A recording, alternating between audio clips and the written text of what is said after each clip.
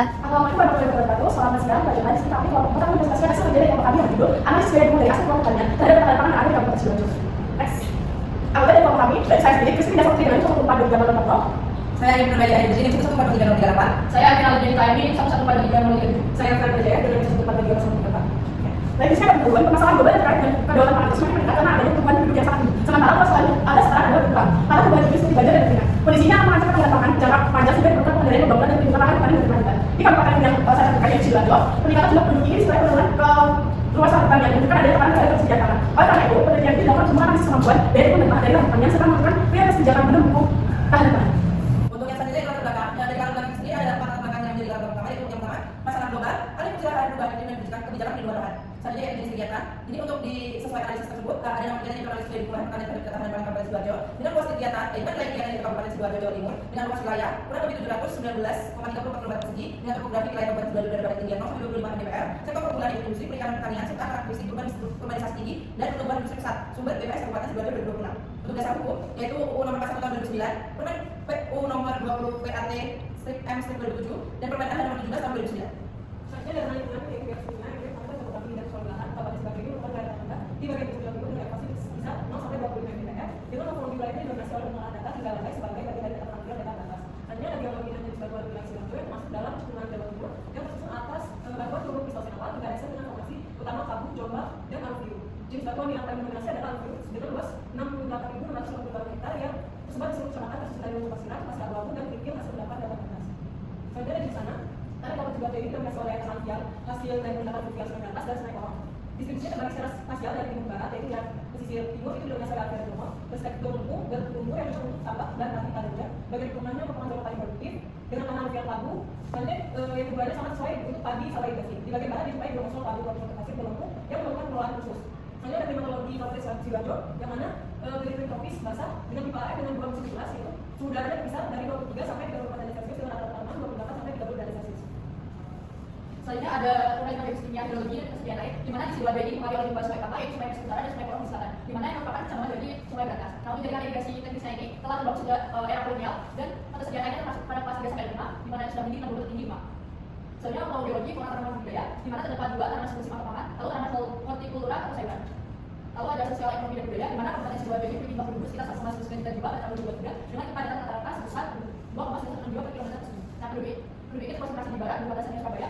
Lalu kota pencahayaan itu didominasi oleh industri desa, namun petani masih menjadi tempat hidup sebagian warga di barisan 2,9 persen masih digunakan untuk pertanian. Selanjutnya ada kesehatan masyarakat, di mana di sini di Kabupaten Sidoarjo didukung oleh jaringan puskesmas, RSUD, posyandu dan fasilitas kesehatan lainnya yang menjangkau 18 kecamatan. Lalu meski infrastruktur kesehatannya relatif baik, tetapi kondisi kesehatan ketahanan pangan masyarakat menjadi perhatian serius, di mana berdasarkan Bawaslu Kabupaten Sidoarjo ini pada 100 gram makan dengan ketersediaan energi hanya 1.400 kilokalori per kapita per hari, jauh di bawah standar nasional standar 2.100 kilokalori per kapita per hari. Untuk selanjutnya itu adalah perhitungan daya dukung, melalui beberapa operasi daya dukung dan analisis satuan pemanahan untuk sebagai pendukung dari perhitungan tersebut. Untuk yang parameter perhitungan daya dukung lahan pertanian dibagi menjadi 4, yaitu nilai X, luas lahan per kapita, nilai K, kebutuhan dan suara sebada, dan yang ketiga daya dukung lahan, dan yang keempat adalah nilai JO. Selanjutnya ada perhitungan luas lahan per kapita, di mana terdapat beberapa indikator pertama yaitu luas lahan panen juga jumlah penduduk. Nah, untuk luas lahan per kapita sendiri itu merupakan indikator seberapa besar rata-rata luas lahan produktif yang dapat dicukupi tiap kebutuhan penduduk yang ada di sana. Nah, untuk perhitungan alur luas panen di sini ada beberapa syarat lalu pencatatan data. Untuk alur jumlah penduduk ada 10 warga, perhitungan jumlah anggaran dan pencatatan data. Yang pertama, luas lahan panen di sini merupakan luas lahan setelah tanaman tersebut tumbuh dan dapat dipungut hasilnya. Di mana perawatan ini akan menggunakan perawatan langsung di lapangan menggunakan metode KSA atau karkasa sampel area, di mana prosesnya dapat menggunakan GPS tracking, membuat poligon atau batas lahan panennya. Lalu area itu bakal menjadi lebih kecil lagi, jadi kelompok yang lebih kecil untuk sampel tingkatan nasional. Selanjutnya jumlah penduduk ini merupakan banyak suatu penduduk yang menempati suatu wilayah pada jangka waktu tertentu, di mana untuk pencatatan data itu akan dilakukan survei langsung ke tiap-tiap rumahnya, lalu didata jumlah anggota penduduk per rumahnya. Untuk selanjutnya yaitu perhitungan nilai K atau kebutuhan dan swasembada. Jadi untuk rumusnya itu K sama dengan KPM per PR, dengan KPM berupa kebutuhan fisik minimum dan untuk PR itu produktivitas tambahan. Jadi KPM itu ada beberapa minimum yang dibutuhkan seseorang agar dapat hidup sehat dan produktif selama 1 tahun. Jadi banyak penelitian dari buku daerah menggunakan asumsi kebutuhan dan energi itu sebesar 2.600 kilokalori per orang per hari setara dengan 265 kg beras per orang per tahun. Untuk langkah pertama itu KPM yaitu dengan satu langkah pertama itu kebutuhan energi tahunan yaitu 2.600 dikali 365 hari harus tahun yang menghasilkan 999 kilokalori per tahun. Langkah kedua yaitu gunakan kandungan energi pada dalam beberapa penelitian yang digunakan. Setelah itu untuk kebutuhan beras dan kebutuhan beras didapatkan 365 kg per tahun. Untuk sumber data perhitungan KPM itu bisa dari Badan Pangan Nasional serta Kementerian Kesehatan Republik Indonesia 2018, yaitu tabel komposisi pangan Indonesia atau TKM. Yang selanjutnya yaitu PR atau produktivitas lahan. Produktivitas lahan adalah kemampuan lahan pertanian untuk menghasilkan beras atau padi pada suatu luas tertentu. Jadi untuk langkah menghitung PR itu yang pertama adalah produktivitas gabah dengan rumus tertera. Setelah itu konversi gabah menjadi beras Data dan sumber yang diperlukan yaitu untuk menghitung PR diperlukan dari produksi padi, ton atau KG per tahun, dan luas panen padi dalam satuan hektar. Kedua data tersebut dapat diperoleh dari publikasi Badan Pusat Statistik atau BPS atau Dinas Pertanian setempat atau langsung survei kepada lokasi yang dituju. Untuk perhitungan nilai KR dengan alur sebagai berikut. Sampai perhitungan DAP yang dilakukan pertanian karena perhitungan ini dilakukan untuk indikator dalam mengukur kemampuan pertanian dalam menghitung pangan penduduk berdasarkan luas lahan yang tersedia dan produktivitasnya. Hasil perhitungan ini nanti membantu untuk menentukan nilai yang memiliki nilai yang baik karena mengalami penurunan sehingga memerlukan upaya peningkatan produktivitas atau menambah luas lahan dari daerah. Untuk umum sendiri itu ada sama dengan X, yaitu luas lahan paling kapita dibandingkan kebutuhan lahan yang baik atau kebutuhan lahan swasta. Yang mana nilai X itu sudah dijelaskan oleh proses sebelumnya merupakan luas lahan paling kapita yang nanti nilai X ini menunjukkan berapa hektar lahan pertanian yang tersedia untuk setiap minggu. Untuk nilai sendiri yaitu kebutuhan lahan swasta. Nilai ini tadi menunjukkan luas lahan yang dibutuhkan seorang penduduk agar kebutuhan pangan dapat terpenuhi. Nanti hasil perhitungan itu menunjukkan kemampuan lahan pertanian dalam kebutuhan pangan penduduk. Apabila hasilnya itu sigma lebih dari 1 maka nilai masuk sesuai pangan. Apabila sigma itu sama dengan 1 maka kebutuhan pangan itu segala harus sigma. Dan yang lain itu bila hasil nilai itu sigma lebih dari 1 maka nilai perlu menjadi kebutuhan pangan sendiri atau lawan dari sigma. Oke, selanjutnya ada perhitungan JPO dan juga penduduk optimal. JPO ini dapat rumus LPN luas lahan panen dalam satuan hektar dan kebutuhan lahan swasembada. Sebelumnya saya dijelaskan oleh teman saya bagaimana cara mengukur luas lahan panen. Dan selanjutnya untuk perhitungan KR, lahannya ada pelanggan seperti berikut. Nah, untuk perhitungan KR itu dari hasil KR per PN. PN itu merupakan kritikal lahan dalam kilogram per hektar per tahun, terus siklus dan lagi. Maka kesimpulannya, jika JPO ini juga lebih besar dari jumlah penduduk aktual, maka wilayah tersebut masih mampu mendukung penduduk tambahan. Lalu jika JPO itu kurang dari jumlah penduduk aktual, maka dari kemarin sudah terlampaui dan wilayah tersebut mengalami defisit lahan pertanian. Menurut saya perhitungan kemampuan lahan yaitu parameter pembobotan SKL. Jadi ada pembobotan SKL itu nanti diperlukan untuk kemampuan lahan serta kesesuaian lahan tersebut terhadap tata ruang yang ada. Yang pertama ada SKL morfologi, SKL ketersediaan air, SKL kemudahan dikerjakan, SKL erosi, SKL kesabaran daerah, SKL drainase, SKL fondasi, SKL pembangunan limbah, SKL bencana alam. Serta ada dari SKL tersebut akan diklasifikasikan bahwa kemampuan lahan itu termasuk kelas apa.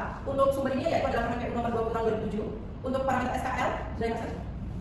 Selanjutnya adalah parameter SKL drainase di mana masalah kali ini berkaitan dengan luas lahan panen per kapita. Nah, drainase ini merupakan kemampuan tanah dalam mengalirkan dan meresapkan air yang nantinya akan menentukan produktivitas dari suatu lahan ini, di mana hasilnya dapat baik atau tidak. Nah, untuk prosesnya itu ada beberapa parameter yaitu adalah ketinggian lahan, kemudian lahan, kemudian dan transfer keseluruhan.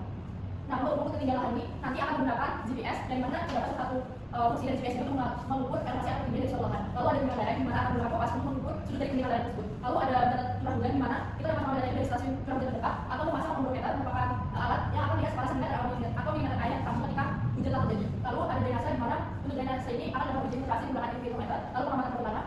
Lalu setelah didapatkan nilai-nilai dari setiap parameter tadi akan dijumlahkan sehingga didapatkan total dari nilai tiga parameter tersebut. Selanjutnya ada parameter SKL kesediaan air yang mana bisa berkaitan dengan perhitungan DAP terkait dengan pertanian yang mana kesediaan air ini merupakan utama yang menentukan produktivitas lahan pertanian dan luas lahan panen yang dapat dimanfaatkan oleh masyarakat. Nah, untuk proses sendiri itu yang pertama adalah mengidentifikasi kondisi lidah dari sungai, kemudian mengukur curah hujan, mengidentifikasi benda lahan, mengidentifikasi skor parameter, menghitung total skor dan terakhir menghitung proses kesediaan air. Yang pertama, kalau mengidentifikasi kondisi lidah itu dapat dari data sumber berupa metadata sampai data sungai yang diperoleh dari instansi terkait seperti BPS, BPDAS atau PPU daerah. Selanjutnya, yaitu untuk data curah hujan, data ini dapat didapatkan dari data BKP atau stasiun hujan tempat dalam bentuk data curah hujan tahunan selama beberapa tahun. Kemudian nanti data tersebut dihitung rata-ratanya sehingga diperoleh menjadi data representatif. Selanjutnya untuk tata lahan, data ini dapat diperoleh dari metode lahan setelah sampai atau setelah lapangan. Selanjutnya, memberikan seperti parameter, menghitung total skor dan menghitung proses kesediaan air. Untuk selanjutnya itu alur perhitungan SKL morfologi yang pertama adalah pengumpulan data dan dibutuhkan dari data DAP jadi kita seperti itu sesuai studi sumber datanya bisa dari PIG atau Bank Indonesia, Bapeda dan untuk yang selanjutnya itu analisis penilaian leher dan metode bisa menggunakan aplikasi yaitu ada satu QGIS dengan tool flow sama dengan perbedaan informasi dibagi jarak resultan ke 1% outputnya yaitu data penilaian lereng. Terus selanjutnya itu klasifikasi lereng dengan klasifikasi lampir yang selanjutnya yaitu identifikasi morfologi berdasarkan depth kontur dan data bentuk bahan. Selanjutnya itu perhitungan SKL morfologi dengan rumus SKL morfologi sama dengan nilai lereng plus nilai morfologi. Untuk selanjutnya itu penentuan kelas SKL termasuk ke SKL apa ya dan selanjutnya yaitu adalah SKL morfologi. Oke, selanjutnya ada parameter SKL erosi. Pembuatan SKL erosi ini sesuai dengan aturan Menteri Kerja nomor 20 garis miring PMK per M tahun 2007. Yang pertama adalah yaitu pengumpulan data dan lalu memberikan nilai scoring. Selanjutnya kita menggunakan GIS dan menghitung nilai total. Total itu berasal dari data curah hujan di sana morfologi dan piringan. Lalu mengklasifikasikan SKL erosi dan menunjukkan dengan nilai parameter klasifikasi PMK nomor 20 tahun 2007. Untuk yang selanjutnya ini adalah merupakan rekapitulasi hubungan pembuatan SKL Kabupaten Sidoarjo. Ini merupakan hasil analisis dari hubungan pertanian Kabupaten Sidoarjo yang merupakan bahwa dari hubungan pertanian untuk ketahanan dengan baik kurang dari 1 karena Kabupaten Sidoarjo itu termasuk dengan nilai yang kurang dari 1 maka akan berbicara dengan pendidikan yang meningkatkan indeks produksi tanaman pangan, mempertahankan pertanian pangan, memberikan intensif bagi petani yang mempertahankan lahannya dan penataan dan pengendalian penggunaan lahan di daerah yang melebihi daya dukung. Untuk kesimpulannya, berdasarkan hasil analisis dari hubungan pertanian terhadap ketahanan pangan di Kabupaten Sidoarjo dapat disimpulkan bahwa fisik wilayah ini memiliki potensi yang baik untuk mendukung daya kegiatan pertanian, kondisi topografi yang didominasi dataran rendah, jadi sangat alur yang subur ketersediaan air yang cukup ramai dan irigasi teknis, serta iklim yang sesuai dengan budaya tanaman pangan. Menjadikan wilayah Sidoarjo memiliki kemampuan lahan yang tinggi untuk kegiatan pertanian. Hasil analisis satuan kemampuan lahan SKR menunjukkan bahwa faktor-faktor fisik seperti morfologi, instabilitas lereng, kemudian kerjakan dan ketersediaan air memberikan dukungan yang baik terhadap produktivitas pertanian. Dengan demikian, secara biofisik Kabupaten Sidoarjo masih layak untuk mempertahankan dan mengembangkan kawasan pertanian sebagai penunjang ketahanan pangan. Oleh karena itu diperlukan upaya pengelolaan lahan pertanian yang berkelanjutan melalui pelindungan lahan pertanian pangan, penggunaan lahan usaha meningkatkan produktivitas pertanian, pemberian intensi kepada serta pendataan ruang yang sesuai. Ini merupakan dasar pustaka yang kita pakai. Baik, terima kasih atas kesempatan yang dari teman-teman melaporkan hasil kerja dari teman-teman. Kalau lebihnya minta maaf, sekian. Selamat kembali.